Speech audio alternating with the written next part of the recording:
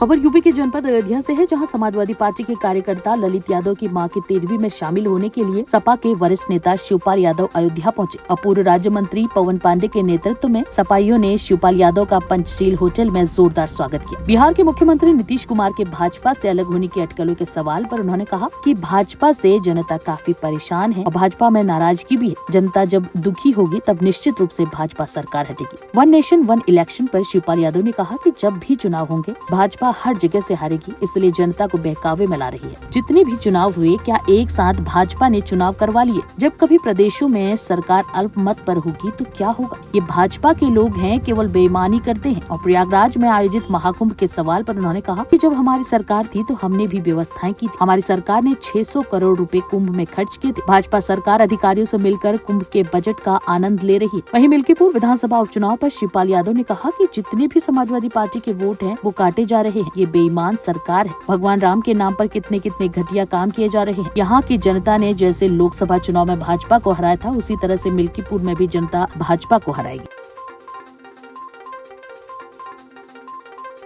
यहाँ के लोगों के साथ कितना अन्याय हो रहा है। जमीनें खरीदी जा रही हैं, 5-5 लाख रुपए खरीदी जा रही हैं, फिर जा करके करोड़ों की वो जमीनें बेची जा रही हैं। केवल बाहर के जो भारतीय जनता पार्टी के लोग और यहाँ के अधिकारी, जो भारतीय जनता पार्टी के सरकार के जो अधिकारी हैं, यहाँ पर लूट मचाई और भगवान राम के जनता को परेशान कर रहे हैं। तो जब भगवान राम की जनता को परेशान कर रहे हैं तो जिस तरीके से अभी अयोध्या का चुनाव लोकसभा का हुआ था तो यहाँ की जनता ने हराया, और उसी तरीके से देखना पूरे देश की जनता इस भारतीय जनता पार्टी को हटाने का मूड बना चुकी है। तो इसलिए देखिए, अब जो भी स्थिति आएगी, अब निश्चित भारतीय जनता पार्टी यहाँ से हारेगी। और इस समय देखिए यहाँ पर मिल्कीपुर का चुनाव भी है, तो यहाँ पर जितने भी समाजवादी पार्टी के वोट हैं काटे जा रहे हैं। तो ये तो बेईमान सरकार है और भगवान राम के नाम पर कितना घटिया काम कर रहे हैं।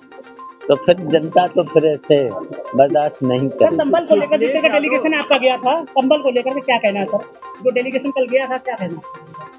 अरे वहाँ पर देखिए किस तरीके से वहाँ पर जो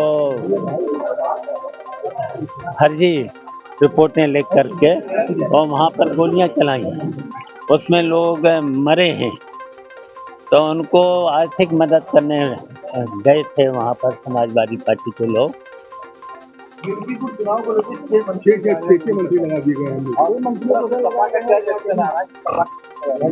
तो जिस तरीके से अभी जब चुनाव लोकसभा का हुआ था, यहाँ की जनता ने जिस तरीके से हराया था, और यहाँ तो जब लूट हो रही है, भगवान राम की जनता परेशान है, तो फिर से हराएगी।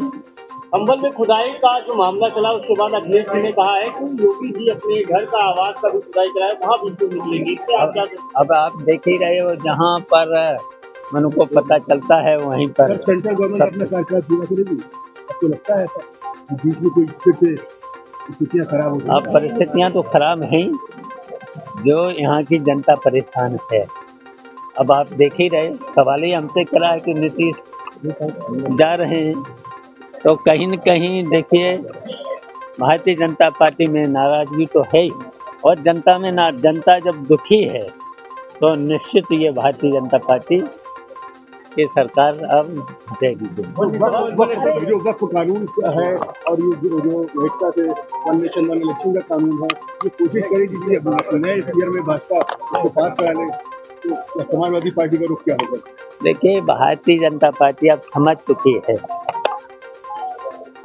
तो ये अब जब भी चुनाव होंगे तो हर जगह से अब हारेगी। इसलिए इस तरीके से बहकाने के लिए इस तरीके से।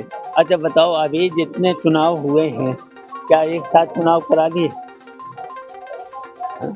और जब कभी अल्पमत में सरकार आएगी, कहीं पर भी आ सकती है, तो फिर ये तो भारतीय जनता पार्टी के लोग हैं। सर कुंभ में जिस तरीके केवल बेईमानी सर कुंभ को लेकर और भ्रष्टाचार। अखिलेश यादव ने कहा है कि लोग अपने स्तर से वहाँ पे आते हैं, लेकिन वहाँ मंत्रोच्चार का ढोंग क्या जरूरत है? अच्छा देखिए, कुंभ तो बहुत सालों से पता नहीं कब से लग रहा है और व्यवस्था ठीक हो। जब हमारी भी सरकार रही, 4 बार हमारी भी सरकार रही है, तो हम लोगों ने कुंभ की व्यवस्था करी। हम लोगों ने तो 600 करोड़ रुपया खर्च किया है। अब ये तो देखिए, जो बजट है, बजट का आनंद ले रहे हैं भारतीय जनता पार्टी के लोग, सरकारी अधिकारियों से मिलकर के आनंद ले रहे हैं। सर केजरीवाल ने पुजारियों और ग्रंथियों को बेहतर सम्मान देने जा रही है, 18,000 का महीना, क्या कहना है उसको लेकर के? बवाल मचा हुआ है।